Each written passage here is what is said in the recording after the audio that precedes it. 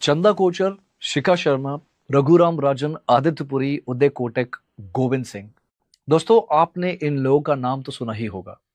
ये हमारे देश के टॉप बैंकिंग टाइकून्स में से एक हैं, जिन्होंने जीरो से शुरुआत करके बैंकिंग अंपायर खड़ा किया है।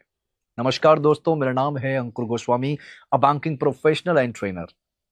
दोस्तों, इस वीडियो में हम देखेंगे कि बैंक ज्वाइन करने के क्या क्या तरीके होते हैं, कौन कौन से रोल्स अवेलेबल होते हैं, प्रमोशन कैसे होता है, हायरार्की क्या होती है और सैलरी रेंजेस क्या होते हैं, इंक्लूडिंग टॉप एग्जीक्यूटिव्स की करोड़ों में जाने वाली सैलरी पैकेजेस क्या है। बैंकिंग सेक्टर एक ऐसा फील्ड है जो हर तरह के बैकग्राउंड के लोगों को काम का मौका देता है, चाहे आप फ्रेशर हो या एक्सपीरियंस, या आप टेक फील्ड से हो या नॉन टेक फील्ड से। इवन एक डेटा के अकॉर्डिंग दोस्तों, इंडिया के बैंक्स में टोटल 42% लोग हैं जो टेक इंडस्ट्री से बिलोंग करते हैं। इंडिया में बैंकिंग दो बड़े कैटेगरीज में आता है, एक सरकारी बैंक और एक प्राइवेट बैंक। सरकारी बैंक ये वो बैंक होते हैं जिनको भारत सरकार, गवर्नमेंट ऑफ भारत ओन करती है, जैसे state bank of India, bank of Baroda, union bank of India और भी बहुत सारे हैं।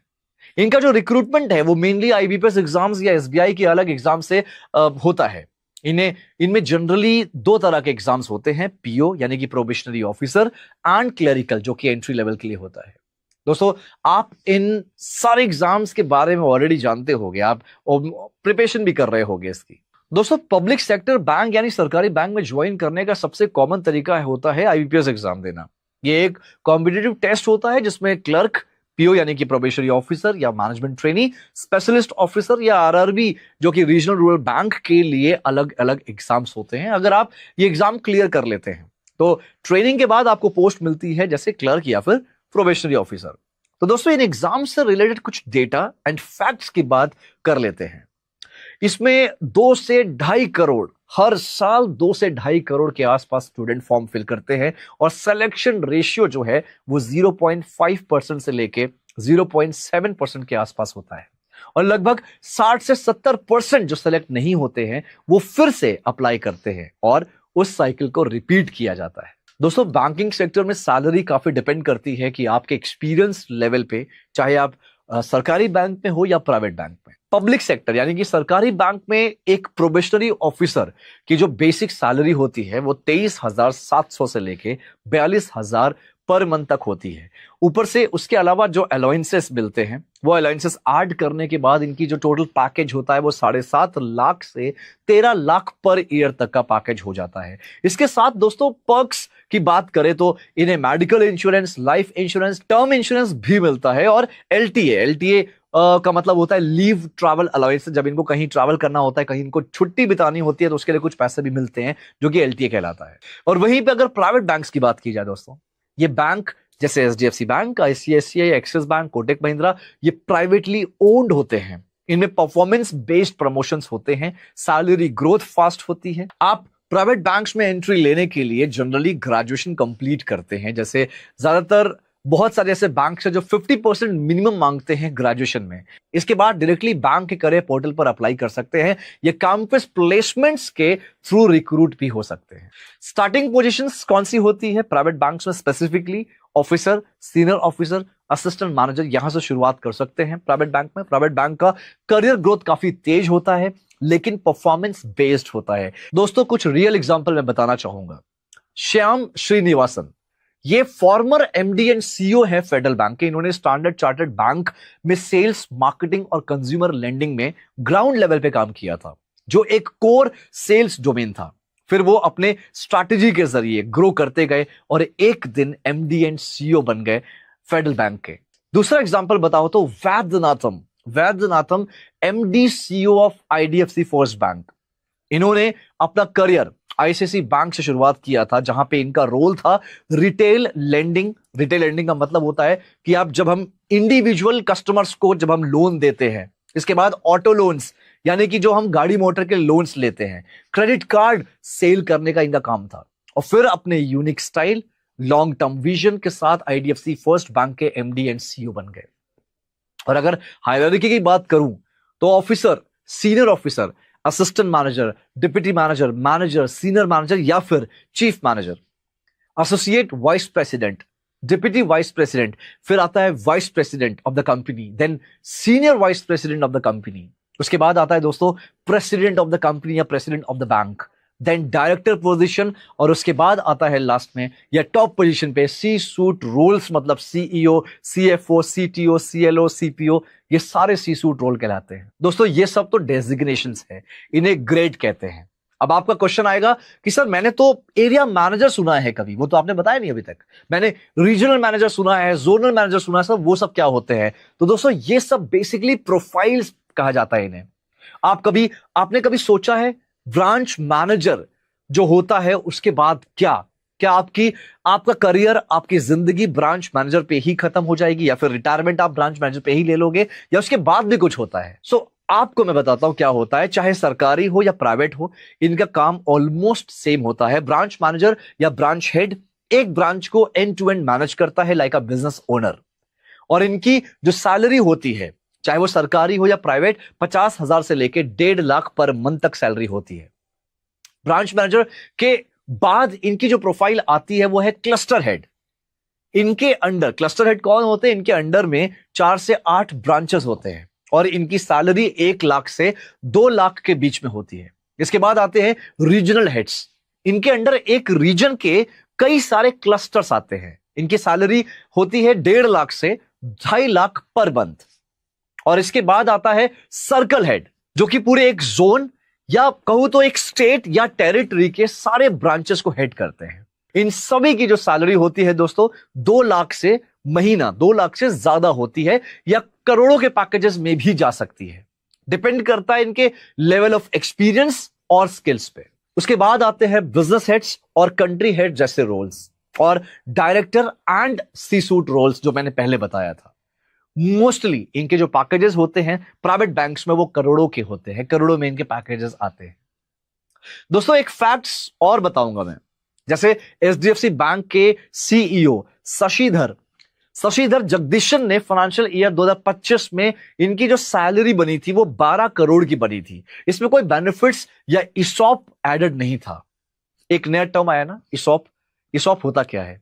Employ stock option plan. जब किसी कंपनी में एम्प्लॉयज को स्टॉक्स दिया जाता है, शेयर्स दिया जाता है, कुछ ना कुछ, हर एक एम्प्लॉयज को नहीं दिया जाता, कुछ स्पेसिफिक एम्प्लॉयज को दिया जाता है, तो वो इसॉप कहलाता है। दोस्तों प्राइवेट सेक्टर में एक रोल बहुत कॉमन है जो आपने सुना होगा, रिलेशनशिप मैनेजर। ज्यादातर लोग अपनी शुरुआत एज अ रिलेशनशिप मैनेजर ही करते हैं, और इनकी जो सैलरी होती है वो शुरुआती दौर पे 20,000 से लेकर 1 लाख पर मंथ तक की सैलरी होती है। दोस्तों अब जो मैं बोलने जा रहा हूं, मैं चाहूंगा उससे जरूर ध्यान से समझिए आप। मुझे लगता है बहुत सारे कैंडिडेट्स जॉब सिक्योरिटी के कारण सरकारी बैंक ज्वाइन करना चाहते हैं। कुछ लोग होते हैं जो रिलैक्स की वजह से सरकारी बैंक ज्वाइन करना चाहते हैं, और कुछ लोग का तो एक्चुअली में सपना होगा सरकारी बैंक ज्वाइन करना। लेकिन आपने हमेशा सुना होगा कि सरकारी बैंक में रिलैक्सेशन बहुत मिलता है और प्राइवेट बैंक में बहुत प्रेशर होता है। लेकिन दोस्तों एक रियलिटी बता देता हूं। अब ट्रेंड, वक्त, हालात, जज्बात, सुना होगा ना 3 लाइन, ये सुना होगा ना, ये 3 वर्ड्स, सब कुछ बदल चुका है। अब सरकारी बैंक में भी बहुत मशक्कत करना पड़ता है। आरबीआई के मुताबिक बहुत सारे सरकारी बैंक्स का जो एक चैलेंज है, उनका चैलेंज है कि उनके पास डिपॉजिट नहीं आ रहा है, उनका डिपॉजिट कम हो रहा है। तो सीनियर ऑफिशियल्स को इंस्ट्रक्शन दिया गया है कि अपने बिजनेस रेवेन्यू को बढ़ाया जाए। इसके लिए सरकारी बैंक्स में भी सेल्स के लिए नए पोजीशंस लाए जा रहे हैं। ये रिलेशनशिप मैनेजर का रोल है, सरकारी बैंकों में भी आ चुका है दोस्तों। और अभी हाल ही में बैंक ऑफ बड़ौदा ने इस पोजीशंस के लिए नोटिफिकेशन रिलीज किया है, जिसपे मैंने एक डिटेल्ड वीडियो भी बनाया है, आप देख सकते हैं BFSI करियर 24/7 में जाके। अगर आप अपना करियर प्राइवेट बैंक्स में देख रहे हैं, प्राइवेट इंडस्ट्री में देख रहे हैं, प्लान कर रहे हैं अपना करियर बनाने का, तो आप इस चैनल को एक्सप्लोर कर सकते हैं दोस्तों। लाइव सेक्शन और प्लेलिस्ट में जाके अच्छे से देखिए, आपको समझ में आ जाएगा। दोस्तों एक बात जरूर कहूंगा कि सरकारी बैंक में एग्जाम के लिए स्ट्रगलिंग करनी पड़ती है, कोई दो राय नहीं उसमें। और जब क्लियर हो जाता है एग्जाम, तो आपकी जो शुरुआती दौर है सरकारी बैंक में वो काफी अच्छी होती है। लेकिन ग्रोथ जो है, ये देखिए सच्चाई है, ग्रोथ जो है वो थोड़ा लिमिटेड होता है। वहीं प्राइवेट बैंक्स में थोड़ी स्ट्रगलिंग होती है, लेकिन 1 से 2 साल में सब स्मूथ हो जाता है। हमें कल्चर, प्रोसेस, इंडस्ट्री समझ में आने लगती है, और समझ में आ जाता है कि ग्रो कैसे करें। स्ट्रैटेजी बिल्डिंग कैसे करनी है, प्लानिंग प्लॉटिंग कैसे करनी है, क्योंकि private industry is all about the unique style, unique strategy and the business mind. वहीं पे अगर मैं स्किल्स की बात करूं, जैसे communication skills, negotiation skills, relationship building, mind reading, strategy building, time management, ये सब बहुत इंपॉर्टेंट स्किल्स होते हैं। बैंकिंग करियर में आपको एक्सपर्ट बना सकते हैं और इस करियर में आपको ग्रोथ दिला सकते हैं। बैंक में ग्रो करने के लिए आपको एक शतरंज के खिलाड़ी की तरह एक्ट एंड रिएक्ट करना आना चाहिए, क्योंकि जो क्वालिटीज इन खिलाड़ियों में होती है, चेस प्लेयर, शतरंज के खिलाड़ियों में होती है, वही आपके भी पास होनी चाहिए। एक चीज और बोलूंगा दोस्तों, सरकारी बैंक में जो आपकी सैलरी होती है, जैसे मैंने बताया, जो मैक्सिमम सैलरी होती है उसकी हालांकि लिमिट्स, एज सच लिमिट्स नहीं होती, लेकिन अभी तक जो डिटेल्ड किया गया है, जो नोटिस किया गया है, वो 60-70 लाख तक ही मैक्सिमम सैलरी गई है एक चेयरमैन की। वहीं पे अगर प्राइवेट इंडस्ट्री में बात किया जाए, मैंने एग्जांपल ऑलरेडी दिया था, प्राइवेट इंडस्ट्री में मैक्सिमम 12 करोड़ पर ईयर गई हुई है। मैं यहाँ पे कंपेयर नहीं कर रहा, बट मैं एक रियलिटी चेक दे रहा हूं, रियलिटी बता रहा हूं आप सबको। आपको पता होना चाहिए क्या सच्चाई है, क्या बुरा चीज है। बेशक अगर आप पूरी तरह से लग कर तैयारी कर रहे हैं दोस्तों, अपने अपने बैंकिंग की तैयारी कर रहे हैं, सरकारी बैंक की तैयारी कर रहे हैं, आपको पता है 1 साल या 2 साल में आप क्लियर कर लोगे। मैं ऊपर वाले से दुआ करूंगा जरूर आप उसको क्लियर कर लो। अगर आपको पता है, लगता है हाँ सर मेरी प्रिपरेशन इतनी स्ट्रांग है, मैं कर सकता हूं क्लियर, तो मैं चाहूंगा आप ये वीडियो स्किप कर दीजिए। ये चीज मुझे हालांकि पहले बोलना चाहिए था, माफी चाहूंगा उसके लिए। लेकिन दोस्तों अगर आपको लगता है सर मैं प्रिपरेशन तो कर रहा हूं लेकिन मैं श्योर नहीं हूं, मैं प्रिपरेशन तो कर रहा हूं लेकिन मेरी फाइनेंशियल बैकग्राउंड बहुत स्ट्रांग नहीं है, फाइनेंशियल कॉन्स्ट्रेंट बहुत ज्यादा है और मेरी एज भी हो रही है, तो दोस्तों ये वीडियो दोबारा देखना, ध्यान से देखना, समझना, रिलेट करना और अपने करियर की शुरुआत करना।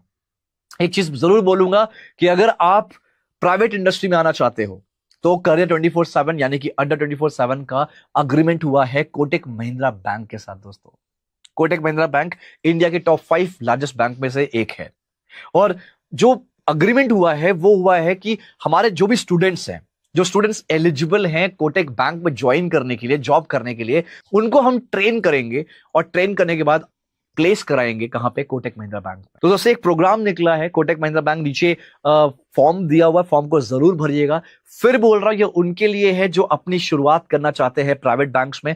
कोई नेगेटिविटी आती है, कोई नेगेटिव थॉट आता है तो आप मुझसे कनेक्ट कर सकते हैं। मेरा नाम है अंकुर गोस्वामी। मेरे बारे में ज्यादा जानने के लिए आप गूगल पे सर्च कर सकते हैं अंकुर सर BFSI, गूगल सारी इंफॉर्मेशन आपको दे देगा। दोस्तों अगर आप करियर बनाना चाहते हैं तो कोटक महिंद्रा बैंक की अपॉर्चुनिटी आई है, नीचे फॉर्म दिया है, फॉर्म को जरूर भरिएगा। हालांकि ये ट्रेनिंग प्रोग्राम है, मैं चाहूंगा आप इसमें डिटेल में रिसर्च करिए, समझिए क्या चीज है और आप मुझसे कनेक्ट भी कर सकते हैं। मेरे प्लेटफॉर्म पे जाकर आप मुझसे बातचीत भी कर सकते हैं। मैं करियर गाइडेंस भी करता हूं, बहुत सारी चीजें करता हूं। तो मैं चाहूंगा आप अपने स्किल्स पे काम करते रहिए, जो भी आपका सपना है सपने पे काम करिए, कुछ ना कुछ बहुत अच्छा होगा। अपने स्किल्स पे काम करते रहिए, आगे बढ़ते रहिए। थैंक यू सो मच, मिलते हैं नेक्स्ट जॉब